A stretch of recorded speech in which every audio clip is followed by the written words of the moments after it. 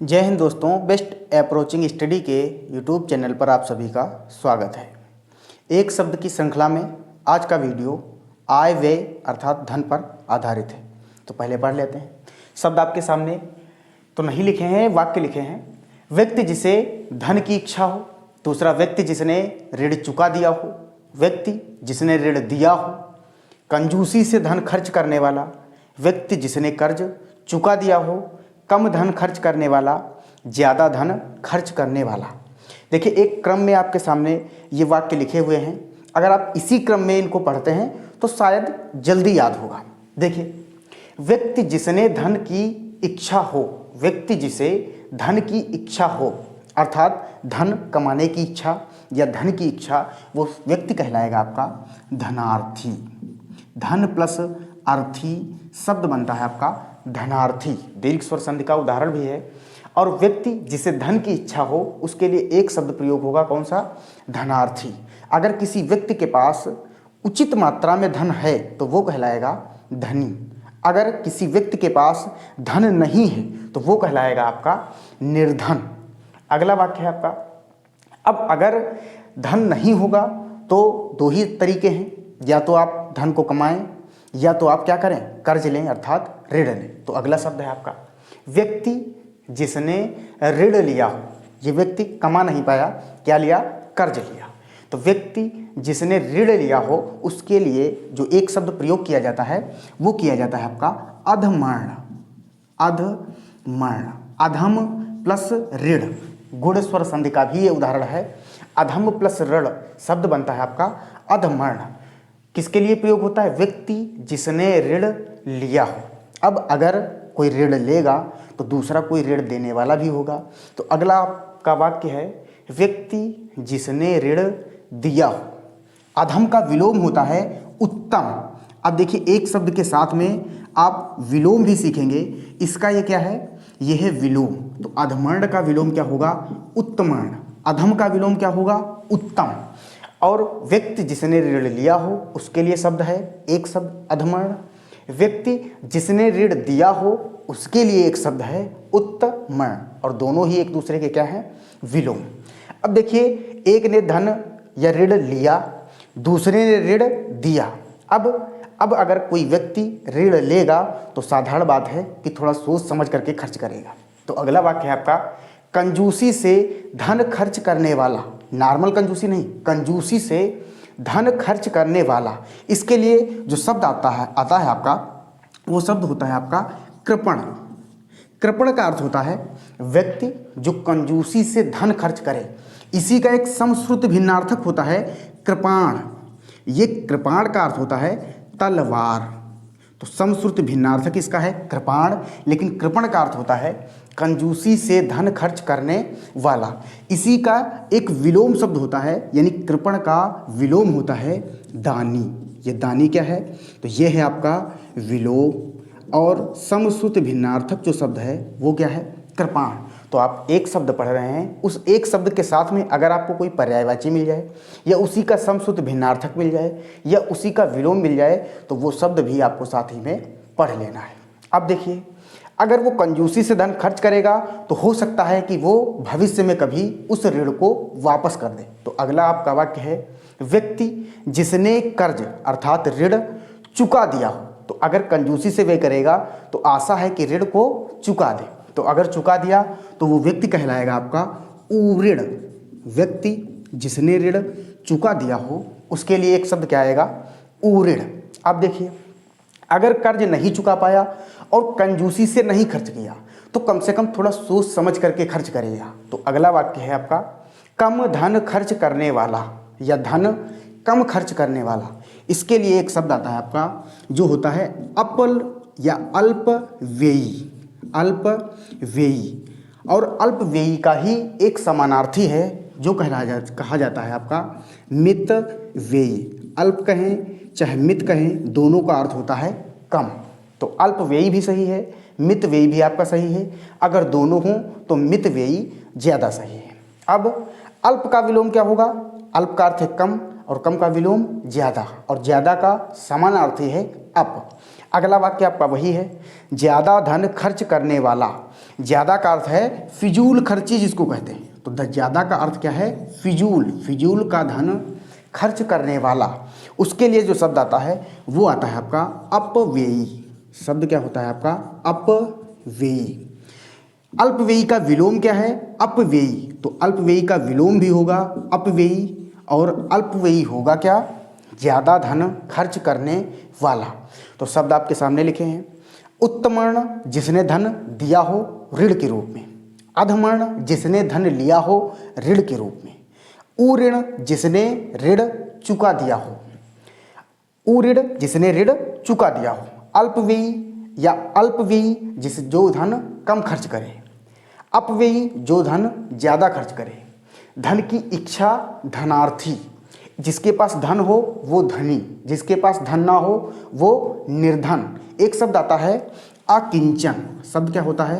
अकिंचन। अकिंचन का अर्थ होता है जिसके पास ना तो धन हो, ना तो खाने के लिए रोटी हो, ना तो रहने के लिए मकान हो, अर्थात जिसके पास कुछ भी ना हो उसके लिए एक शब्द प्रयोग किया जाता है अकिंचन।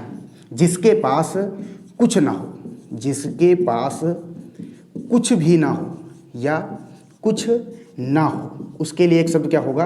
अकिंचन। जिसके पास रहने के लिए घर ना हो वो व्यक्ति कहलाता है एक शब्द के रूप में अनिकेत। निकेत पर्यायवाची है किसका? घर का। अब देखिए, चूंकि जो आपके एक शब्द जिसकी व्याख्या आपके सामने की गई, या जो एक शब्द आपको बताए गए, वो कहीं ना कहीं धन को रिलेट करते हैं, धन से संबंधित हैं। और अगर बात धन की आएगी और बात ऋण की आएगी तो आपको पता है कि आजकल अगर हमें ऋण लेना है तो साहूकार तो है नहीं, तो हम लोग कहाँ जाते हैं? बैंक में। तो साथ ही इसी के साथ रिलेट करके अगर हम जीएस को पढ़ें तो किसको ऐड करेंगे उसमें? बैंकिंग। देखिए, बात करते हैं बैंकिंग की। देखिए, पहला शब्द लिखा हुआ है आपका बैंक रेट, दूसरा है रेपो रेट, और तीसरा है रिवर्स रेपो रेट। तीसरा शब्द क्या है? Reverse repo rate. Repo rate क्या होती है? रेपो रेट वह दर होती है जिस पर बैंक एक आम नागरिक को ऋण दे, यानी जिस पर हम आम नागरिक ऋण प्राप्त करते हैं वो दर कहलाती है आपकी बैंक दर, जो वर्तमान में है 6.5%, यानी 6.50% वर्तमान में बैंक की दर है। दूसरा है आपका रेपो रेट। रेपो रेट क्या होती है? तो हम लोग जो धन लेते हैं ऋण के रूप में वो बैंक से लेते हैं, और जो बैंक होती हैं या जो बैंकें होती हैं वो धन लेती हैं ऋण के रूप में आरबीआई से, भारतीय रिजर्व बैंक से। तो इसलिए वह दर जिस पर बैंक आरबीआई से ऋण लें वो दर कहलाती है आपकी रेपो रेट। और वर्तमान में जो रेपो रेट है वो है आपकी 6.25%। ये क्या है? Repo rate. और रेपो रेट का दूसरा नाम है पॉलिसी रेट। अगर आपसे पूछा जाए कि पॉलिसी रेट किसको कहते हैं तो वो आपकी रेपो रेट ही होगी जिसको पॉलिसी रेट कहा जाता है। तीसरा है आपका point reverse repo rate. Reverse का अर्थ क्या होता है? रेपो रेट तो आप लोग पढ़ चुके। रिवर्स का अर्थ क्या होता है? तो रिवर्स का अर्थ होता है दोबारा या घूम करके। तो जिस पर बैंक जो होंगी वो जिस दर पर आरबीआई से धन लेंगी ऋण के रूप में वो तो कहलाएगी आपकी रेपो रेट। लेकिन बाई चांस जैसे हम लोग अपना धन बैंक में जमा करते हैं, वैसे ही अगर बैंक अपना धन जमा करती हैं कहाँ? आरबीआई के पास, तो उस धन पर जो रेट दी जाती है वो कहलाती है आपकी रिवर्स रेपो रेट। एक देखिए शब्दों का खेल है, एक है धन के लिए रेट या धन के लिए दर, यानी वह दर जो धन के लिए आवश्यक हो, और दूसरा शब्द है धन पर दर, यानी जो आपका धन है उस पर जो दर मिले। तो बैंक को अगर धन चाहिए तो उसके लिए जो रेट होगी वो कहलाएगी रेपो रेट, और अगर उसी का बैंक का धन आरबीआई के पास जमा है और उस पर आपको जो रेट दी जाएगी वो होगी रिवर्स रेपो रेट। और ये वर्तमान में है कितनी? तो रिवर्स रेपो रेट वर्तमान में है 3.35%। अब देखिए रेट की बात हुई है तो अब बात करेंगे किसकी? भारतीय रिजर्व बैंक। तो रिजर्व बैंक ऑफ इंडिया किस आयोग की सिफारिश पर? तो आयोग का नाम है आपका यंग हिल्टन आयोग। यंग हिल्टन आयोग, और इसी आयोग को शाही आयोग के नाम से भी जाना जाता है। तो इसलिए शाही आयोग कहा जाए चाहे यंग हिल्टन आयोग कहा जाए, इसकी सिफारिश पर भारतीय रिजर्व बैंक की स्थापना और अधिनियम कब आया? तो अधिनियम आया आपका 1934 में, यानी कि 1934 के अधिनियम के अनुसार यंग हिल्टन आयोग या शाही आयोग की सिफारिश पर फिर स्थापना कब हुई? 1 अप्रैल, स्थापना हुई 1 अप्रैल 1935। यंग हिल्टन या शाही आयोग की सिफारिश पर 1934 के अधिनियम के अनुसार 1 अप्रैल 1935 को रिजर्व बैंक ऑफ इंडिया या भारतीय रिजर्व बैंक की स्थापना की गई। जब इसकी स्थापना की गई तब इसका मुख्यालय था कोलकाता। जब स्थापना थी तब मुख्यालय कहाँ था? कोलकाता। और जो चिन्ह था, चिन्ह क्या था? रॉयल बंगाल प्लस ताड़ वृक्ष। रॉयल बंगाल शेर की एक प्रजाति है, और प्लस क्या रहेगा आपका? ताड़ वृक्ष, ये इसका चिन्ह हुआ, आरबीआई का चिन्ह। अगला है मुख्यालय। तो जब इसकी स्थापना हुई तब तो मुख्यालय कहाँ था? कोलकाता। उसके बाद 1937 से इसका मुख्यालय कोलकाता से बदल करके कहाँ कर दिया गया? मुंबई। तो वर्तमान में अगर मुख्यालय की बात की जाएगी तो आप कहाँ बताएंगे? मुंबई। तो मुख्यालय हो जाएगा मुंबई में। उसके बाद राष्ट्रीयकरण की बात करेंगे। राष्ट्रीयकरण देख लेना, हिंदी में वर्तनीकरण, वर्तनी में पूछा जाता है। जैसे केंद्रीकरण, तो केंद्र में ई प्रत्यय जुड़ता है तो शब्द बनता है केंद्रीय, और केंद्र में ईकरण प्रत्यय जुड़ता है तो बनता है केंद्रीकरण। उसी प्रकार राष्ट्र में अगर ई प्रत्यय जुड़ेगा तो शब्द बनेगा राष्ट्रीय, लेकिन अगर राष्ट्र में ईकरण प्रत्यय जुड़ेगा तो शब्द बनेगा आपका राष्ट्रीयकरण। यानी इन दोनों के बीच में एक या जो होता है वो नहीं होता है।